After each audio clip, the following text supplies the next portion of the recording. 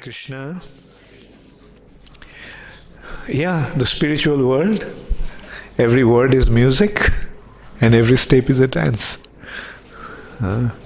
Kathaganam, natyam, gamanamapi, bangsi priyasakhi, chidanandang jyoti, paramapi tadasyadam apicha. And also, it's a place of festivity all the time. So we should try our best to create that mood in our temple especially, or wherever we go. There should be festival.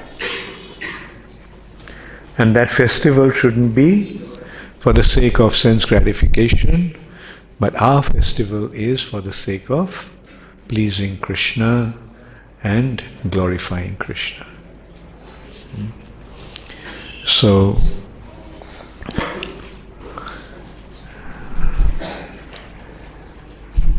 and the knowledge that is there, that knowledge is actually the source of joy.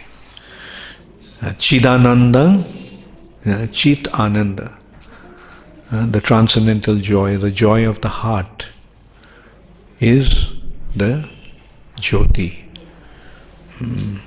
The Jyoti means effulgence. The effulgence that is there in the spiritual world is the joy. In the material nature, we don't really experience that. Sometimes we do, like when the sun shines, especially in winter morning, doesn't it fill our heart with joy? Just to be there.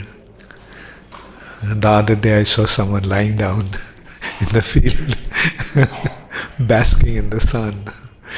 And so Krishna has given that knowledge in Bhagavad Gita, and that's what we are cultivating. Like Bhagavad Gita, if we go chapter by chapter, then we see the first chapter is just setting the scene. What is the battlefield like? Two sides have gathered to fight, and all these incredible warriors on two sides. It's that's why about Battle of Kurukshetra was so remarkable. Like some of these warriors, they were immortal practically. Bhishma was immortal. Dronacharya was immortal. Ashwatthama was immortal. And all the five sons of Pandu are also, time and time again it comes out in the Puranas that I also mentioned, quoting Srimad Bhagavatam, that Vidura, Drupad and others did not believe that Pandavas died. When the news spread that the house of Shelak was burnt and 5 brothers along with Kunti died there, but many of them did not believe because they knew that the Pandavas were born as expansions of demigods. Therefore, just as demigods cannot die, the Pandavas couldn't die. So these are the personalities, invincible warriors, and they're going to fight. But then we can also see, although they were immortal in their own way, but from the opponent side, everyone was killed. All those personalities. And this is Krishna's arrangement. Krishna can make impossible possible. That is Krishna's divine potency. That is Krishna's divine ability. And that's why he is the Supreme Personality of Godhead. He is the Supreme Personality of Godhead because he is the Supreme Personality of Godhead. Creation emanated from him. Sustenance is conducted by him. And eventually annihilation also will be by him. And that is why time and time again the scripture's instruction is surrender. So here's a personality whose influence you cannot really avoid. Whether you accept it or not, he is going to control everything. So since he is the supreme controller, then might as well submit to him. He is the controller, so let me be controlled by him. That's the meaning of surrender. Let me be controlled by him. And when we do that, then everything becomes simple, easy. So that's why the instruction time and time again is surrender, surrender, surrender. Mamekam sharanang braja. Shri Krishna Chaitanya Prabhu jibe daya kori. Shaparshad Shriyo Dham Shaho Avatari. Ottanto durlabho prem koribare dan. Shikhaye sharanagati bhakotero pran.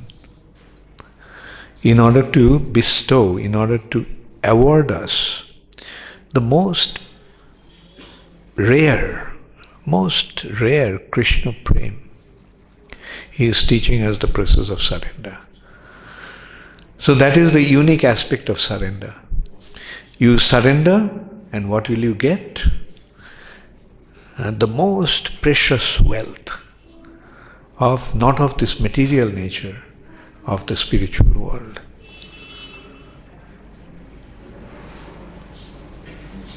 The entire wealth of this material nature cannot even compare to a tiny little speck of the spiritual sky. You take a speck of dust in the spiritual sky and place it in the balance, and on the other side of the balance you just put all the wealth of this material nature. Still, it will not balance it. So now you consider this, if that is what spiritual world is like, then the most precious wealth of the spiritual world, what it's like. And that has become available to us. And all we have to do is surrender. Ottanto durlabho prem koribare dan, shikhaye sharanagati. Sharanagati means the way to surrender, which is the very life of devotion.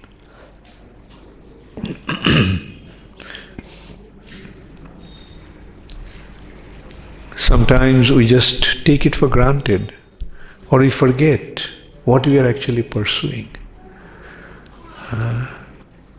As I noticed, like so often devotees forget. Devotees just stop chanting their rounds. And that is why there is this need of arrangements like this. That is the reason why we go around. Just to inspire you, just to remind you about the importance of the spiritual life. Don't take it lightly, take it seriously. But the material nature is like that. We tend to forget. And especially the influence of the outside world is so strong, so powerful. So that's why we have to be very careful, we have to be very, very diligent. And that's why we make arrangements for this seminar, so that you can come and we can remind you about the importance of spiritual life. So never neglect your spiritual responsibilities. Always remember that at the time of initiation, you have taken the vow of chanting the four regulative principles, chanting 16 rounds and following the four regulative principles. These are the two most important considerations. Never forget, never neglect to complete your 16 rounds and chant it diligently. Chant it attentively. Chant it without committing offenses. And the best way to guard yourself against the offenses is maintain a humble attitude and have faith in the words of Srila Prabhupada. Whatever Srila Prabhupada said, just accept it wholeheartedly. And and maintain a humble attitude. The trouble starts when we become arrogant. The trouble starts when we become influenced by a false ego. That's why get rid of the false ego. False ego means the tendency to consider that you are the best, you are the biggest, you are the supreme. So give up that attitude. Krishna will award you various situations, various positions, which will make you make others feel that you are so great. Krishna will make that arrangement. But when that happens, when it comes, when that allurement, when that recognitions, appreciation, and respect and honor come, the more it comes, then try to become more humble. And that is the way to go about it. And in this respect, a beautiful example is that a tree that is full of fruits. Have you noticed it? Fruit trees, generally the branches are going up straight, very straight and upright. But when the fruits come, then what happens? The tree bends down. The more the fruits, more it will bend down. So that is how it should be with a devotee. The more qualified he becomes, more humble he becomes. More honor and recognition come, all the honor and recognition makes him more and more humble. Because he never accepts anything as his own credit. He offers it to his spiritual master and Krishna.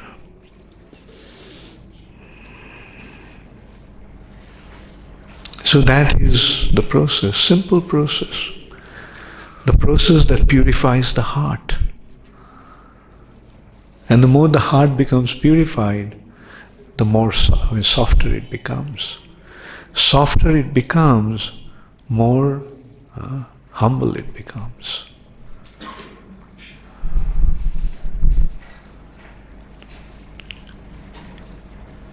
An arrogant person, you will notice, has very hard heart.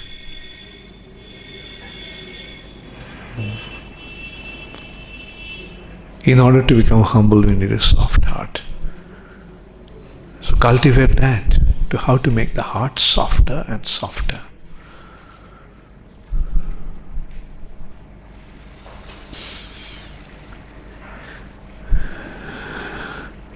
Okay, so now we can go back to our Bhagavad Gita.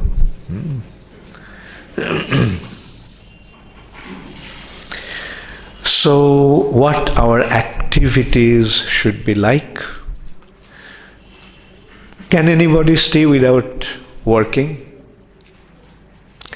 Can you even be inactive for a moment? Can you be inactive even for a moment?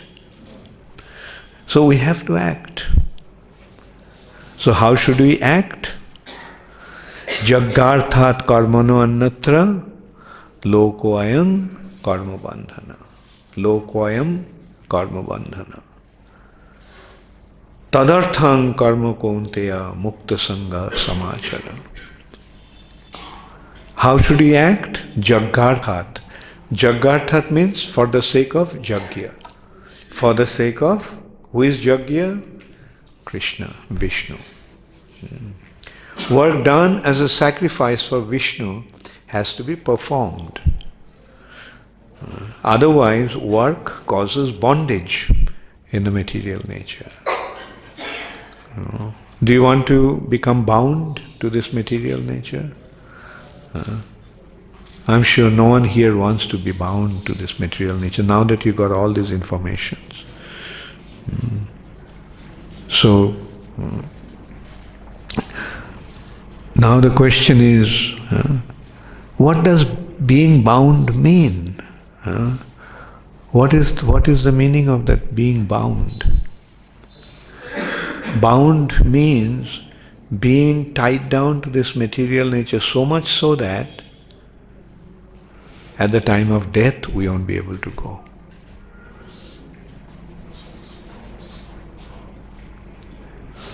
We may think everything is all right, but a slight little material attachment can tie us down to the material nature. We have to remember that. Our mission is actually to become free completely at the time of death. But that's not going to happen accidentally. Okay, let me put it this way. How many of you want to come back again to this material nature? Well, of course, at the same time we know our understanding is if Krishna wants, we'll come back. Isn't it? That is our attitude. If Krishna wants, we'll come back. But on our part, our goal should be, let's not come back on for our sake, for our act. Because you see, the difference is when Krishna sends you or when Krishna wants you to come here, then it is for Krishna's purpose. But if we come back due to our own attachments, then we don't really know what's going to happen because it will happen due to the karmic reactions.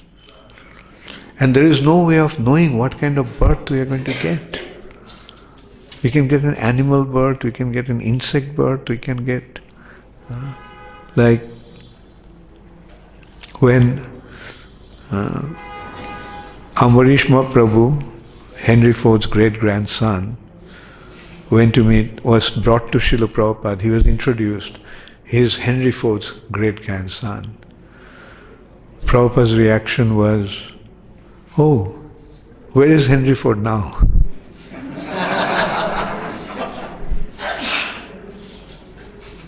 And that's the thing, in the person who had been Henry Ford, whose name is recognized and honored and respected and remembered, even today, here in this world, we don't even know where he has gone to and what kind of body he has got. So that's why we should be very, very vigilant, very, very careful that we, at least on our part, remain free from any possibility of getting tied down to this material nature.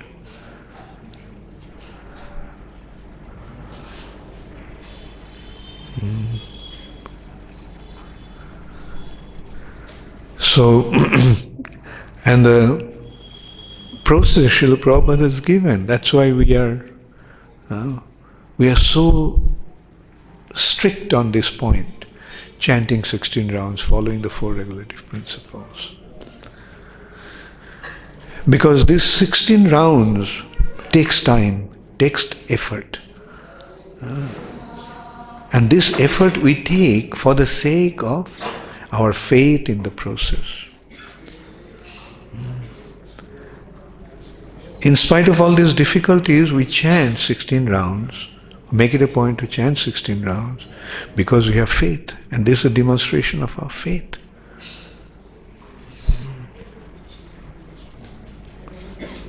And because we trust in words of Srila Prabhupada, and that's why we chant the holy name, no matter how difficult it may be. I can well imagine how difficult it must be, because, I have all my time given to Krishna consciousness. Still I find it difficult to finish my rounds. And what to speak of you all? You all are working outside, most of your time has been sold out to others. To find that the time to chant 16 rounds I'm sure it's very, very difficult. That's why the best thing to do is just finish your rounds early in the morning.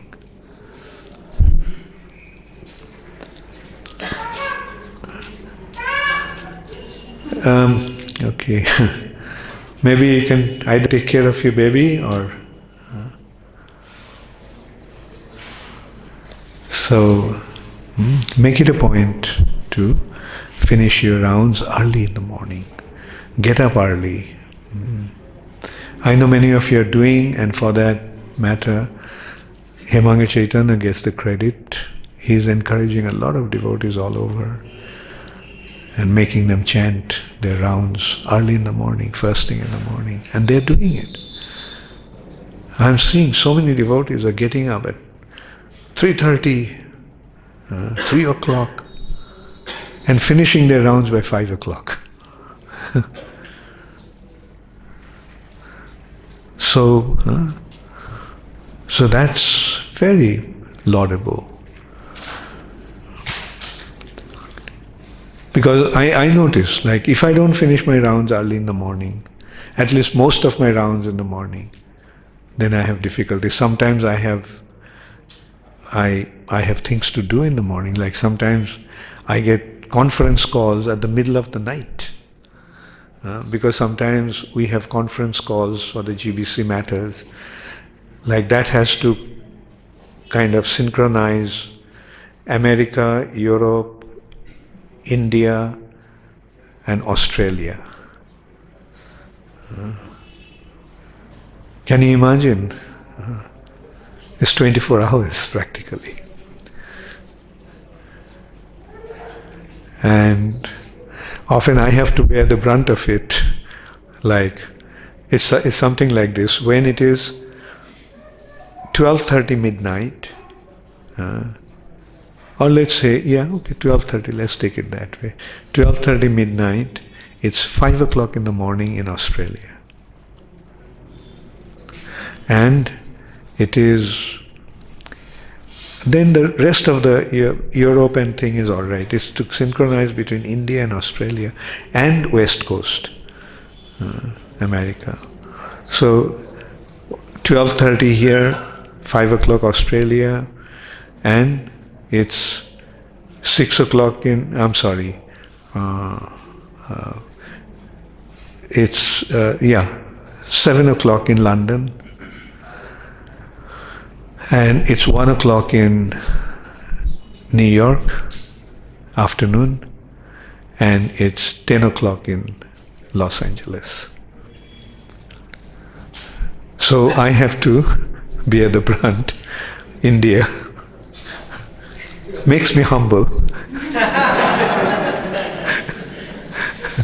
Because when it comes to my time as 12:30 and at midnight, and anyway, so things are happening in this way. When you get the responsibilities, you have to make the sacrifice. And in a way it's good. Like I feel that I'm not doing it for my sake. Yagarthat karmana. Doing it for Krishna. Whatever difficulties I'm tolerating, whatever difficulties I'm going through, it's for Srila Prabhupada and for Krishna.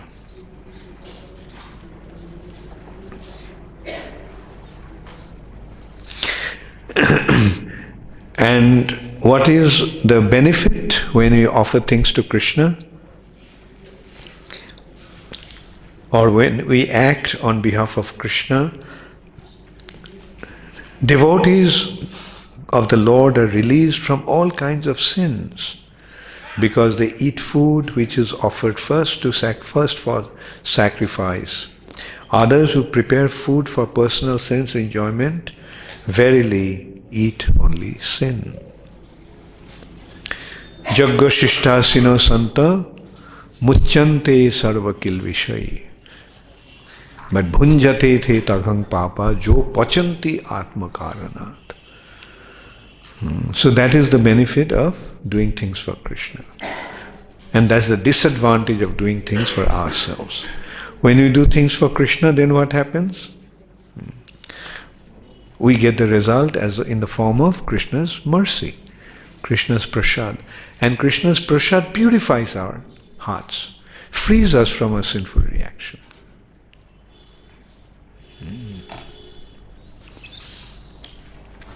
So another verse is very nice in this chapter. Like how Jagga is important has been pointed out. Annad bhavanti bhutani. Parjannad anna sambhava. Jaggad bhavati parjanna yagga karma samudbhava. Annad bhavanti bhutani. Living entities survive, living entities, all the living bodies subsist on food grains. Right? Now how does the food come? Due to rain. Parjannad anna sambhava. And what causes the rain? Yaggad bhavati parjanna. The rains are produced by performance of yagga, sacrifice. And yagga is born of prescribed duties.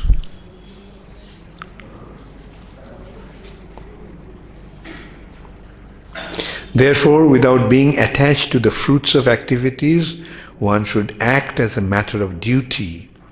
For by working without attachment, one attains the supreme. So from third chapter anyway, this is how the third chapter is reminding us how to act. So you get the thing, the sequence. Second chapter is reminding us about our spiritual identity. We are spiritual beings.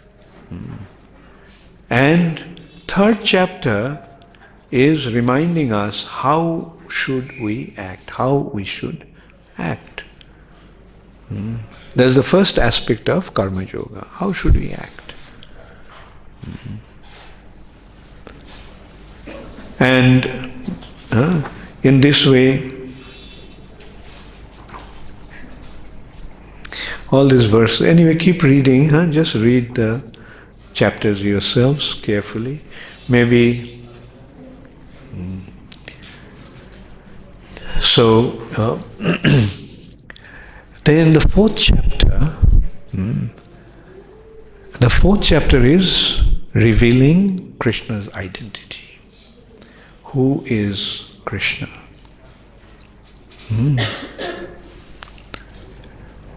Who is Krishna? The Supreme Personality of Godhead. How do you know? So that is, Krishna is proving it. After speaking the third chapter, Krishna, in the beginning of fourth chapter, Krishna says, I gave this knowledge to, who did Krishna give this knowledge to? Sun God, Vivashwan. And then Krishna says, then from Vivashwan, Manu to Ikshaku, in this way, in a disciplic succession of the saintly kings, this knowledge was flowing. See, the saintly kings those days had this knowledge. First thing, they are not this body. They knew that Krishna is the Supreme Personality of Godhead. And they knew that all the activities must be executed, must be performed for the sake of Krishna's pleasure. So can you imagine if the kings are aware of, if the leaders of the nations are aware of this fact, what will be the condition of that country? I mean, naturally the whole country will be extremely exalted. All the citizens will be extremely exalted. And all the citizens will be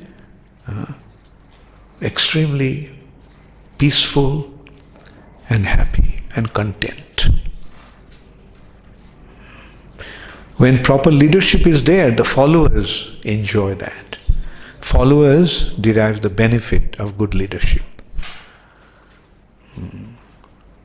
And we are seeing nowadays, because of lack of proper leadership, people are so unhappy. There is so much anarchy, so much dissatisfaction, so much lawlessness. It's all because of bad leadership. And how does good leadership come about? It comes from Krishna consciousness. If we know these simple facts, that we are not this body, enjoyment through the body is not the goal of life. The goal of life is to achieve our spiritual perfection. And the spiritual perfection comes by being surrendered to the Lord. And the display of the surrender to the Lord is demonstrated by acting on behalf of the Lord, acting for the sake of the Lord's pleasure. So that way what happens is, one naturally, even though he may be the king, he naturally becomes detached. He may live in intense luxury. He may live in inconceivable opulent environment, but he is detached, he is untouched. The example is given just like the lotus in the water. Although it's in the water, it doesn't touch the water. So that should be the mentality of the leaders. Yes, a lot of recognition, honor, etc. will come, but they'll be unaffected by that. As I said, more it comes, the more humble he becomes. So when a leader harbors that kind of attitude, then naturally his whole performance, his performance becomes completely different. He doesn't do anything for his pleasure. He is doing it for the Lord's pleasure. And while he is doing it for the Lord's pleasure, he is also seeing that all his followers also need to be engaged in the service of the Lord. So when that happens, when he takes care of his citizens, knowing well that they are the children of Krishna, Krishna has put him in that position to take care of them. Then you can well imagine what's going to be his attitude towards them. So that is the advantage that India was experiencing, India was enjoying in those days. The saintly kings were ruling this world. Those were Krishna conscious, Krishna's devotees. But then, in the 4th chapter, when Krishna mentioned that I gave this knowledge to Vivasvan, Vivasvan gave it to his son Manu, Manu gave it to his son Ikshaku, and then through a chain of disciplic succession, chain of saintly kings in succession, this knowledge was flowing. But sakaleneha mahata yoga nashta parantapa. This yoga got spoilt in due course of time. Sakale neha. And then Krishna declared, Sa evayang mayate adya yoga prakta puratana. Therefore I am telling you about this old yoga, yoga prakta puratana. Because bhakto si me sakha cheti rahasang hi etaduttamam. Because you are my devotee and you are my bhakta and you are my sakha, you are my friend. Bhakto si me sakha cheti rahasang hi etaduttamam.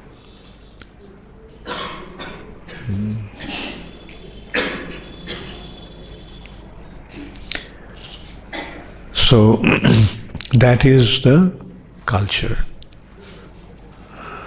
But then one question came to Arjun's mind, naturally.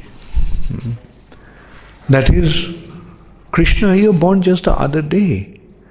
And Vivashwan was born so many billions of years ago. So, katham etad vijaniyam tamado praktavaniti. How can I understand that you spoke that to him? You imparted this knowledge to him. You see, this is the wonderful thing about Bhagavad Gita. Krishna is just speaking to Arjun and dispelling Arjun's doubts. Arjun is coming up with questions and Krishna is dispelling Arjun's doubt. And through that, Krishna is teaching us. That is the nice thing about Bhagavad Gita. Now, isn't it a natural question? Like, just consider, nobody else is there, just Krishna and Arjun. Krishna tells Arjun that I gave this knowledge. And Arjun's immediate reaction is, how can I understand that you gave this knowledge to Vivashwan? And what is Krishna's answer? Krishna's answer is, Bahuni me vyatitani janmani tavacha Arjuna. Arjun, many, many times you have taken birth. So did I. But tani ahang veda sarvani. About all those births I remember everything. But you don't remember anything. So here is Krishna is establishing the difference between us and him. Let's be honest. Do you remember anything about a previous birth? No. So that is a natural happening. Everybody, after death, forgets about his birth, that life. Then he gets a new body, gets a new birth, and then he starts to collect informations in his memory. And as the time goes by, his informations are stored, and that becomes his knowledge. But then again, when he dies, the page where all those informations were there, wiped out. That's what happens to us. Because our informations are collected in relation to the body. Through our sense perception, we collected those informations. So, because these informations are in relation to the body, when the body is finished, the informations are lost. I mean, that way we can actually consider a computer. When a computer breaks down, what happens? All its informations are lost. Computer is a beautiful replication of human being,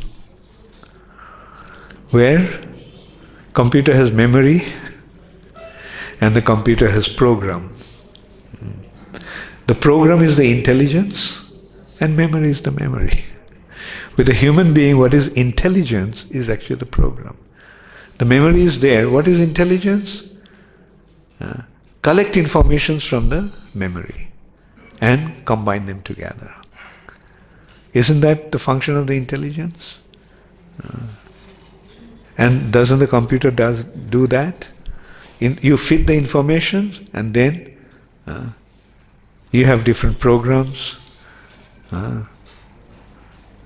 and those informations are put together. So death is something like computer going kaput.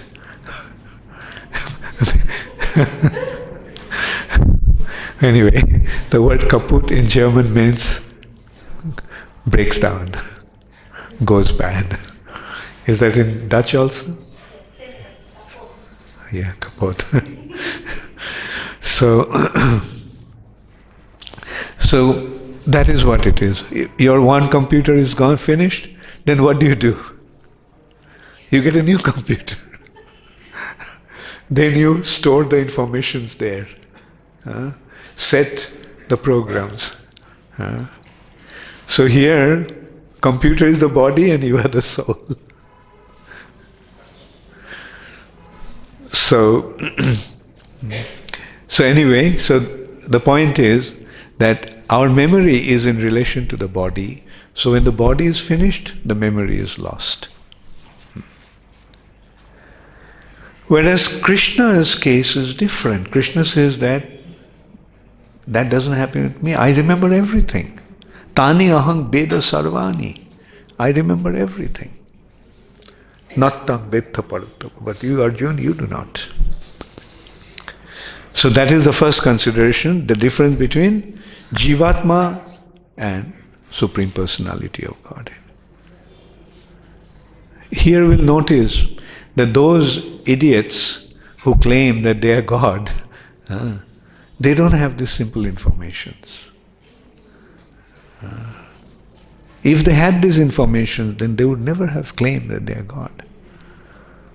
They would immediately consider, God is God and I am whatever I am.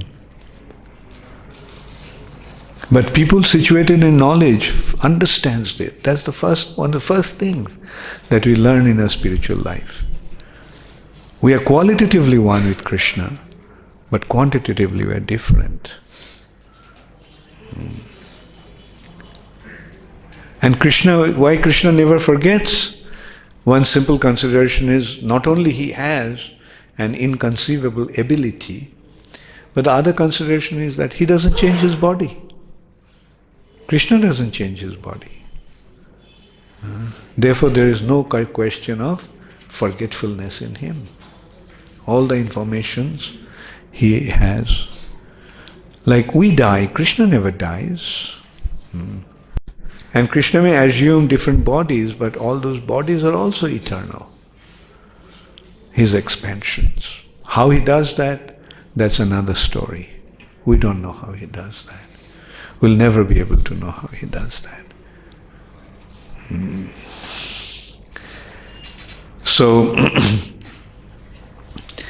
So this is how Krishna is establishing his identity as the Supreme Personality of Godhead.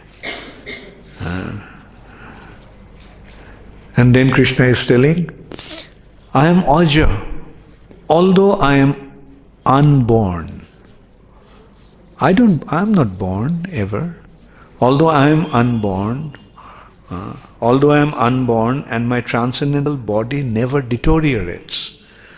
Ajopi san, abbayatma, bhutanam ishwaropi san. And although I am the Lord of all living entities, but prakriting sham adhisthaya sambhavami atma mayaya. I still appear in every millennium in my original transcendental form. Sambhavami. Krishna is not born, but Krishna manifests himself. Sambhavami. And why does Krishna come? Then he is giving the reason of his coming. Yada yada hi dharmasya glanir bhavati bharataha abhutthanam adharmasya tadatmanam srijamaham. Whenever and wherever there is a decline in religious practice, O descendant of Bharat, and a predominant rise of irreligion, at that time I descend myself. Krishna descends to rectify the situation. His coming here can be compared to there is some disorder in the kingdom. Then what does the king do? Say some people are brewing a revolution. The king gets the message. Then what does the king do? He goes there. And he takes care of that. So Krishna's coming here is something like that. He comes here to rectify the troubled situation.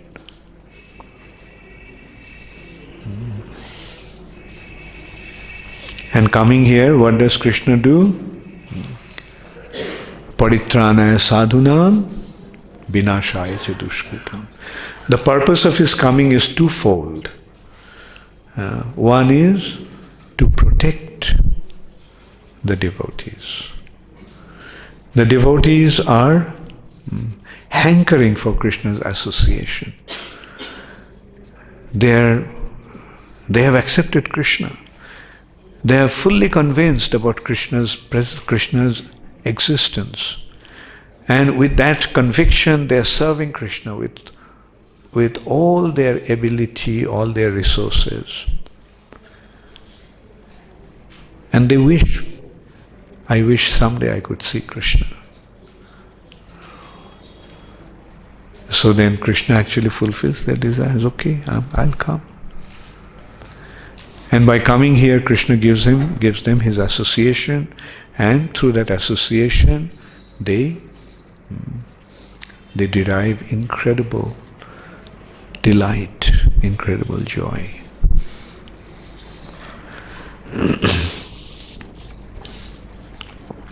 And then Krishna is telling one thing, very nice, that janma karma chame divyam. My birth, janma, and karma, my activities, are divyam.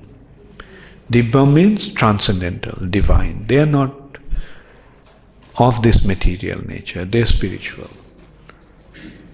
And that means we take birth in a certain way. We take birth due to our own karma. But Krishna's appearance is not like that. Krishna doesn't have to come here, take birth, for his karmic reaction or for any cause. Krishna can come anytime at his will.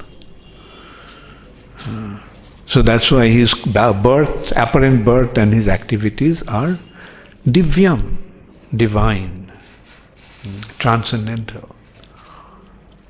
And evam javitti tattvataha, one who knows that in truth. Takta dehang punarjanma naiti mameti shvarjana. One who knows that my birth and my activities are transcendental, he, after he leaves his body, won't have to come back to this world again. So, see how wonderful it is. Just by knowing that Krishna's birth is divine, just by understanding that, we can become free from the cycle of birth and death. That is how wonderful Krishna's birth is. We simply have to wholeheartedly recognize that whenever Krishna comes, in whichever way he comes, it's his transcendental Leela.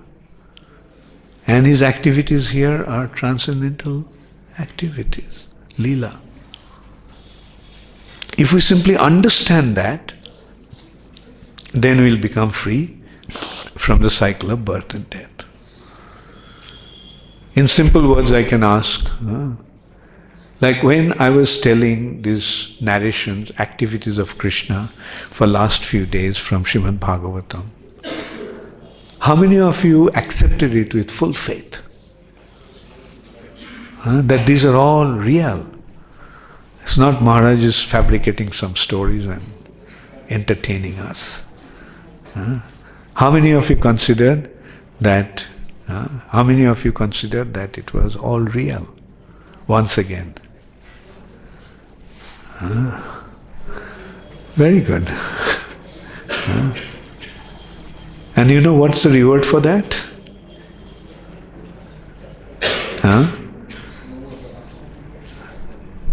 Takta deham punarjanma naiti mameti shvarjana. You can rest assured that you won't have to come back again. Unless, of course, Krishna wants you to come to fulfill some specific objective. Of course, the question, how many of one? Anyway, I asked that question before, and no one wants to come back.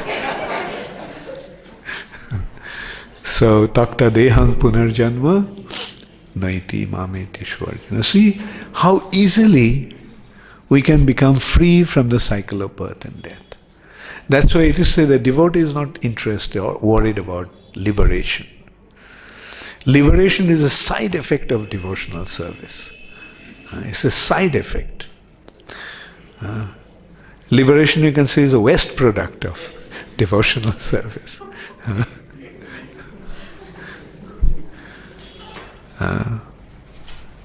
কোটি জন্মে ব্রহ্মজ্ঞানে যেই মুক্তি নয়, শুধুমাত্র নামাভাসে সেই মুক্তি হয়.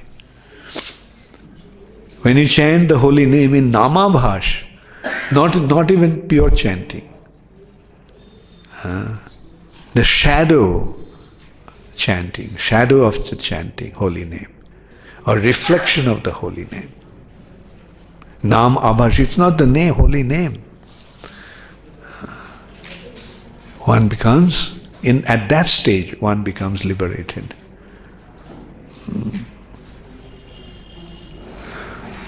So that is how wonderful this Krishna consciousness is.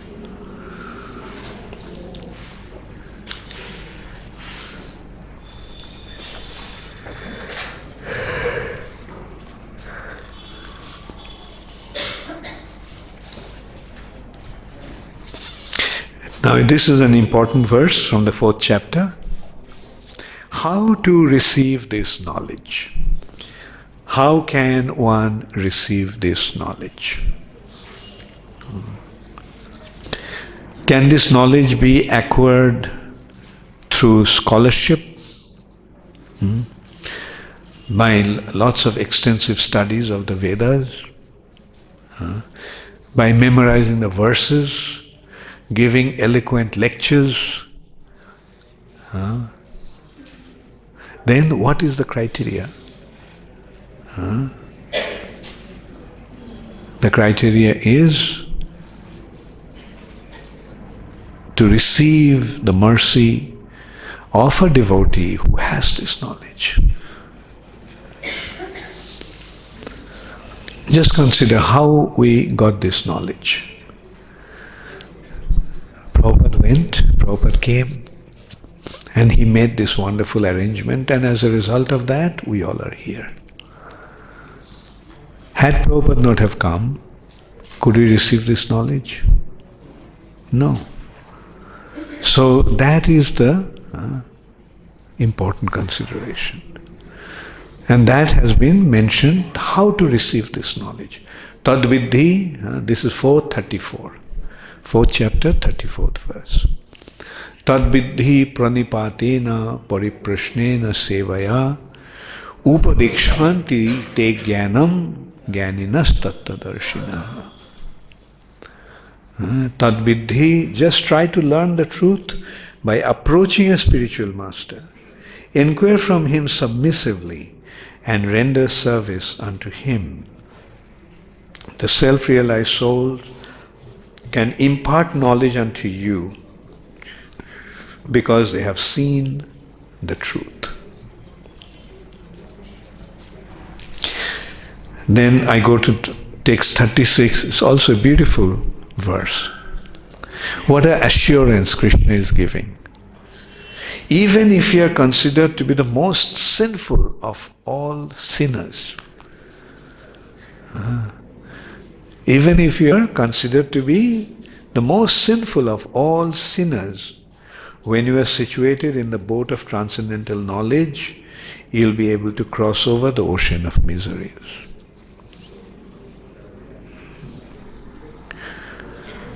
Isn't it wonderful? Who can say that he didn't commit any sin? Only a fool will say that he didn't commit any sin. So we all are, unknowingly or knowingly, we have committed so many sins. But the moment we accept this process, we become free from all our sinful reactions. Krishna is giving that assurance. And this is also, in a way, this is the same thing that Krishna is telling in Sarva Dharman Parityajya. Here he is saying, here he is being even more emphatic actually. Api ched asi papebhya. Api means even if you are. Api chet, even if you are asi, you are. Papebhya, of all the sinners. Sarvebhya papakrityama. Sarvebhya papebhya means of all the sinners, even if you are the worst of the sinners, the most sinful than all the sinful personalities, even then you will become free from all those sinful reactions if you just surrender to Krishna. Sarva dharman parityajya mamekam sharanam vraja.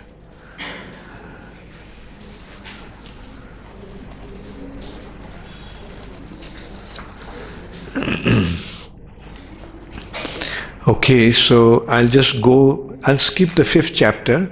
This you read on your own. Then we go to the 6th chapter. 6th chapter is describing about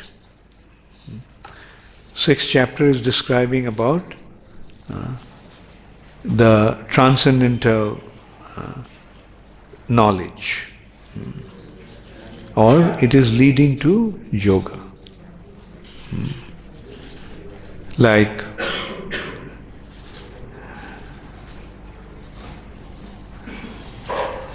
uddhared atmanatmanam natmanam avashadayet atmaiva hi atmano bandhur atmaiva ripuratmana. One must deliver himself with the help of his mind. With our mind we have to deliver ourselves. With our intelligence we have to deliver ourselves. The mind is the friend of the conditioned soul and his enemy as well. The mind can be our dearmost best friend. The mind can also be the worst enemy.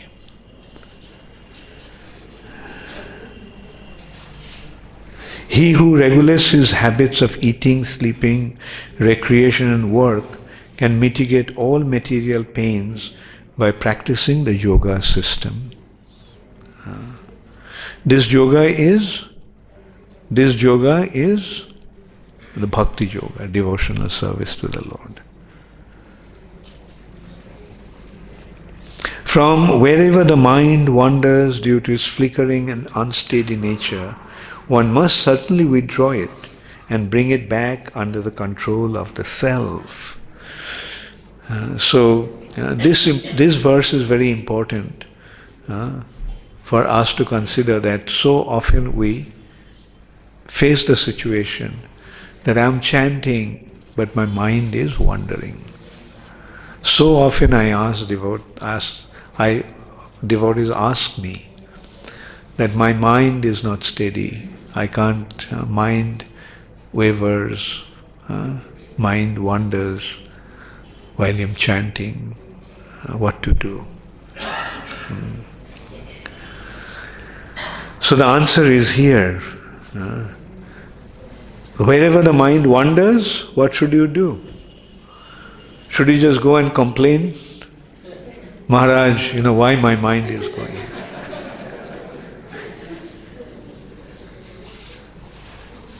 And the thing is, then we have to go back to the previous verse that I mentioned. Our mind can be our friend, our mind can be our enemy. So it's with our mind that we have to deliver ourselves. Uddhared atmanatmanam.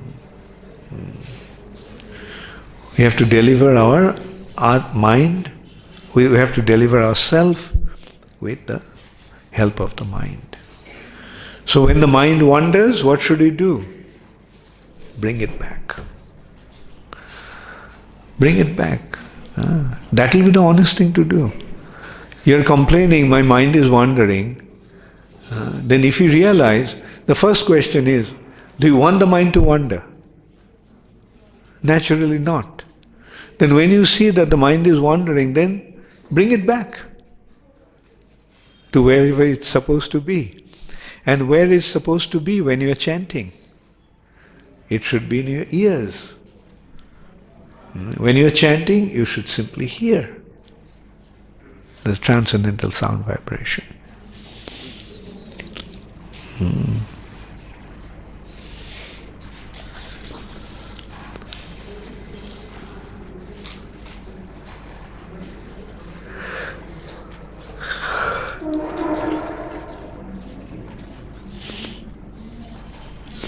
And a devotee, what's his vision like?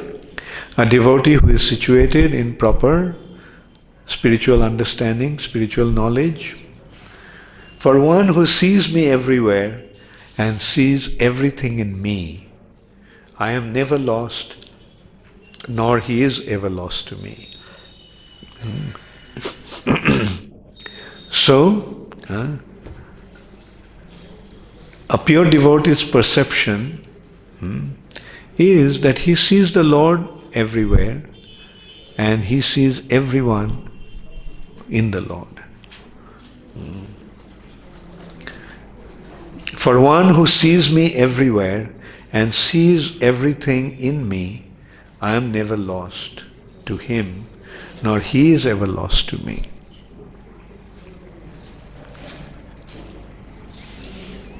Now, how do we see that?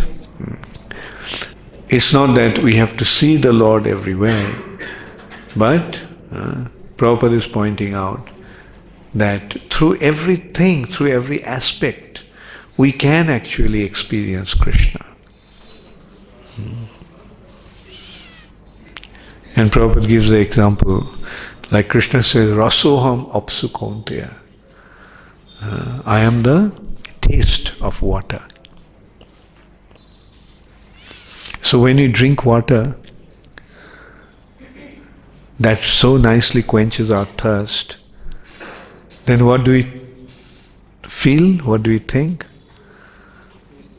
Yeah, this taste is Krishna. Prabhashmi sasi surjaya. When you are seeing the rays of the sun and beams of the moon, then we should recognize that they are coming from Krishna. This light is Krishna. So in this way we can see Krishna through everything. We are taking prasad. Oh, how delicious. Oh, Krishna tasted it in this way. And Krishna so mercifully has given this prasad to us. Saprasad, Krishna varadayamay, koribare jubha joy, saprasad anna dilo bhai. So mercifully he gave us this prasad. So in this way we can always see Krishna through Shastra Chakshusha.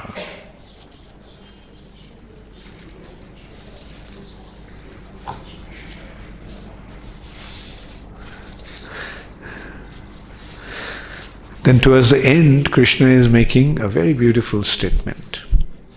Tapasibhya adhiko yogi, jnanibhyascha matodhika, karmibhyascha adhiko yogi, tasmat yogi bhavarjuna. Tapasibhya adhiko yogi. Tapasvi means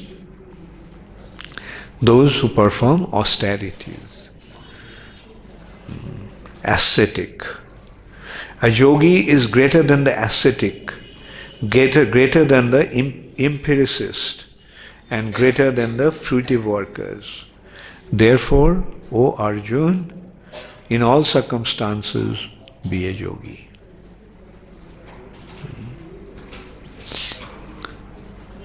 So even if we take it as Ashtanga Yoga, then also we can consider that Ashtanga Yoga is greater than austerities and penances, is greater than the Jnana aspect, and it's greater than Karma, Jnana Yoga and Karma Yoga. Why? Because through the yoga system, ultimately one sees the Lord in the heart. And when one achieves that, then he becomes a devotee. Because seeing the Lord in the heart automatically induces one to surrender unto Him. And that's what Krishna is mentioning in the next verse. Yoginam opi sarvesham madgatena antaratmanaha Shraddhavan bhajate jomam same yukta tamo mataha. Yoginam opi sarvesham, of all the yogis. Yoginam opi sarvesham. Madgatena antaratmanaha. One with great faith who always abides in me. One who with great faith abides in Krishna. Thinks of me within himself and renders transcendental loving service to me. He is the most intimately united with me in yoga and is the highest of all. That is my opinion. Same yukta tamo mataha. So who is the best of the yogis?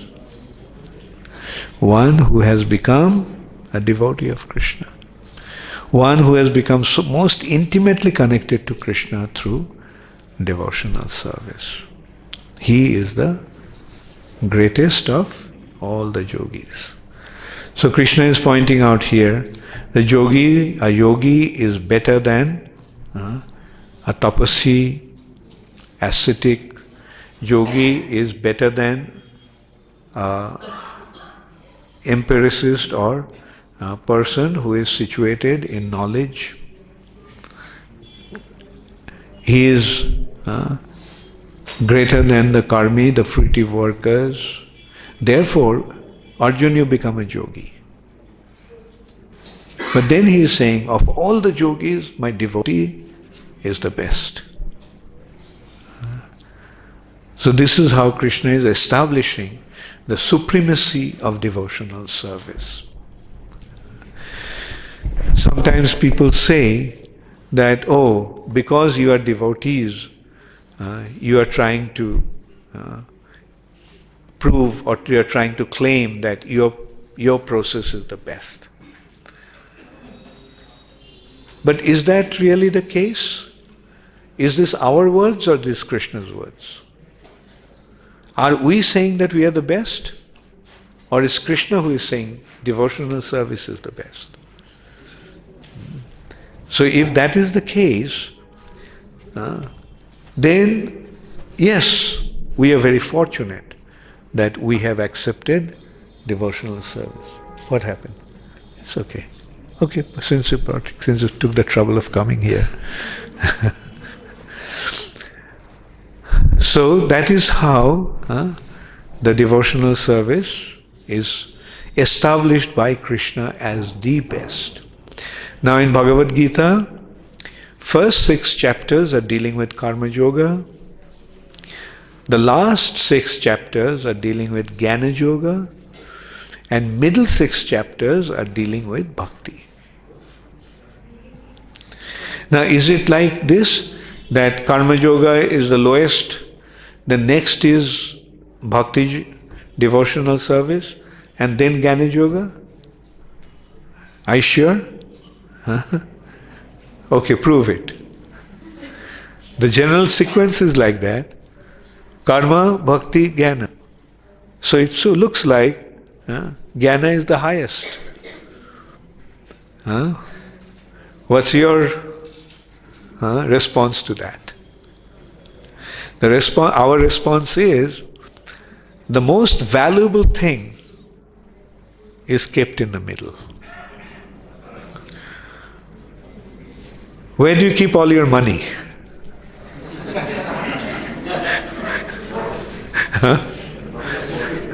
Right. Locked up in the most safe place. In a locket where the most precious gem is fixed. In the middle. In a ring, where is the most precious gem is fixed? In the middle. Therefore, in Bhagavad Gita, Krishna kept Bhakti in the middle between these 2 sections of Jnana and Karma. Okay, thank you very much. All glories to Srila Prabhupada. Does anybody have any question?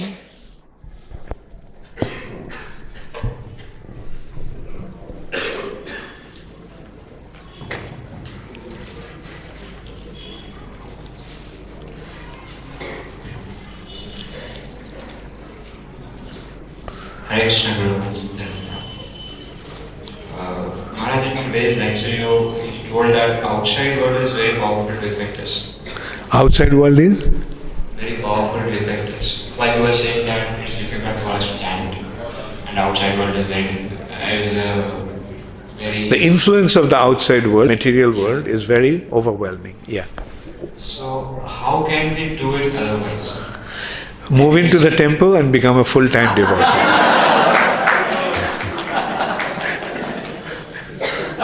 Ready? See, the choice is yours. You're being bashed up. Anyway, I'm also not serious about that. I will say, work outside for 2 years after you complete your studies. You completed your studies, yeah? Yes. And for how many years you are working now? 3.5 years. 3.5. Oh, okay. Okay, very good. So now you can submit your resignation. I have blessings, Maharaj, this time. I look for initiation. Oh, no, initiation is not the thing. I am saying moving into the temple.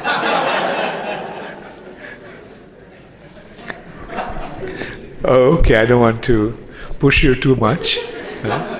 As I said, choice is yours.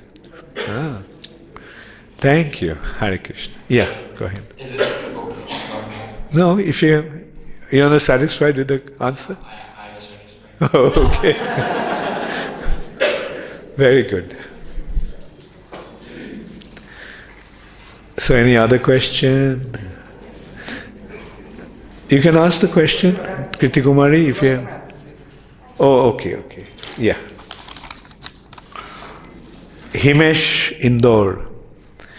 Where is Himesh? Okay. How does we, not how does we, how do we? How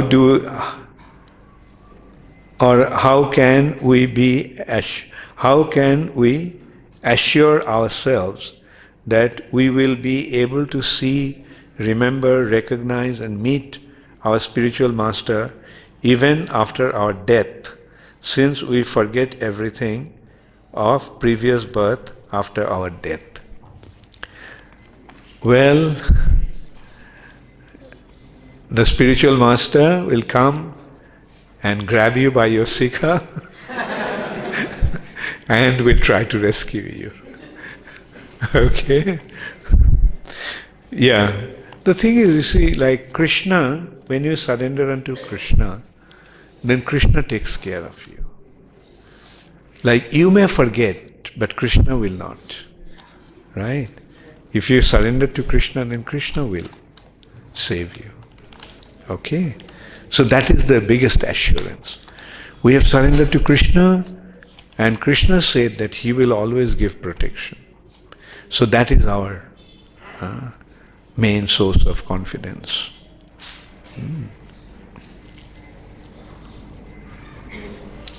Haricharan Das. Okay. Please accept my humble obeisances until Lord is, all glories to Sri Prabhupada. Okay. I have a question. When Sri Chaitanya Mahaprabhu was discussing Sadhya Sadhan Tattva with Ramananda Roy, at some point Ramananda quoted verse from Bhagavad Gita 1866 to establish that Swadharma tag is ultimate. But Mahaprabhu rejected that and told to proceed ahead. But we know that surrendering unto Lord is the highest of doing bhakti. So why Mahaprabhu rejected that, and how we should look into this aspect. Yeah. You see, that Sarva Dharman Parityajya, that instruction is not the ultimate. In a way, it's the beginning. You get the point?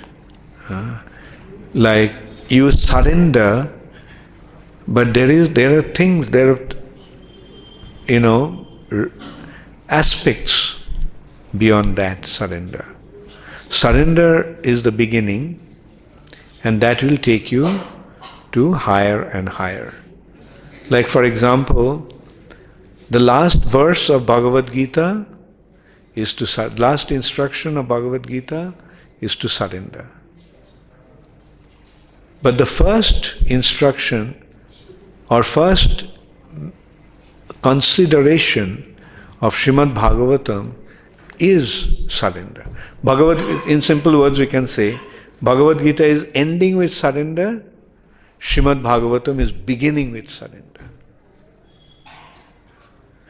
You get the point?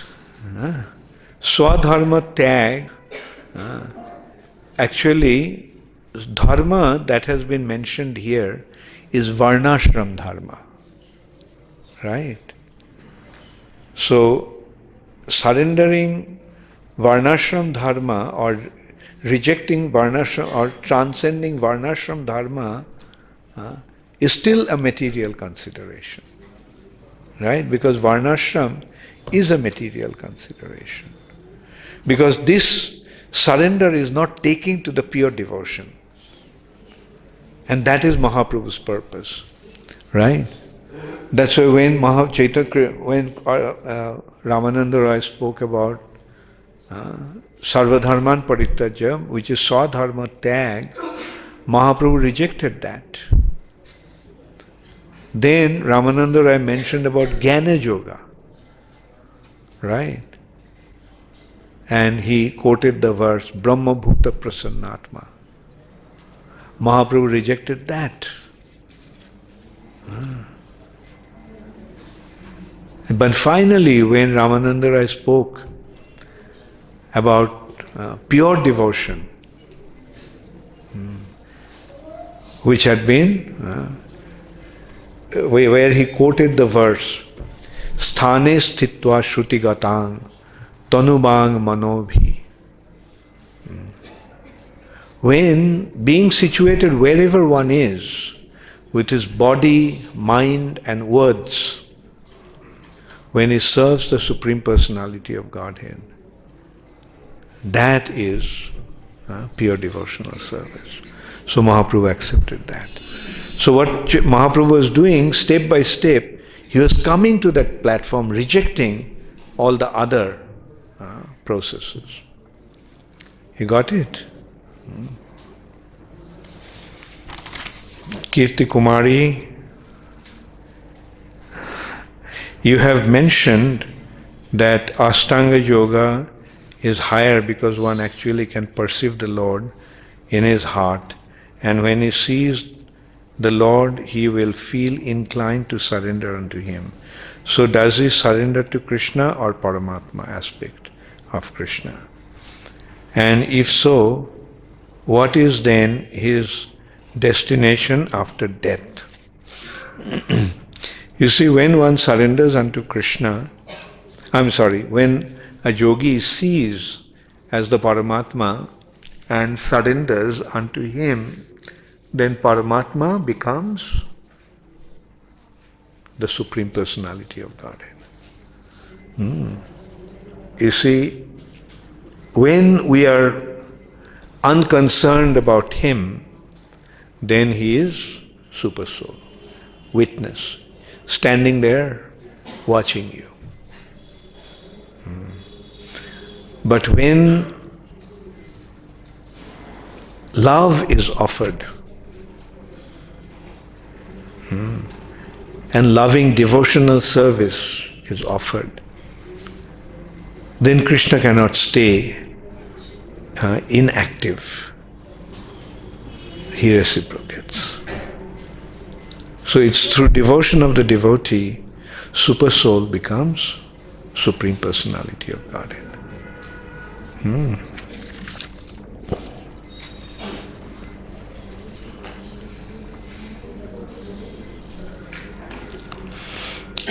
Shankarshan Nitai Das. Okay.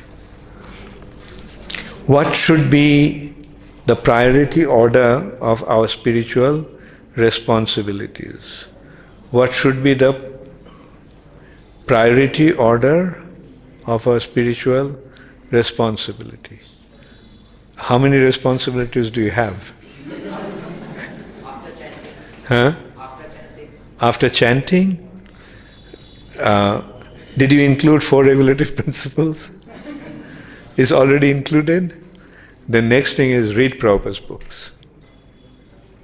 Okay? And then service. Read Prabhupada's books and service, both. Right? It's not that because you have service you don't have time to read.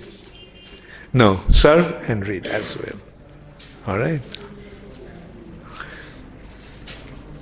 Question? Dekhi? Nisha.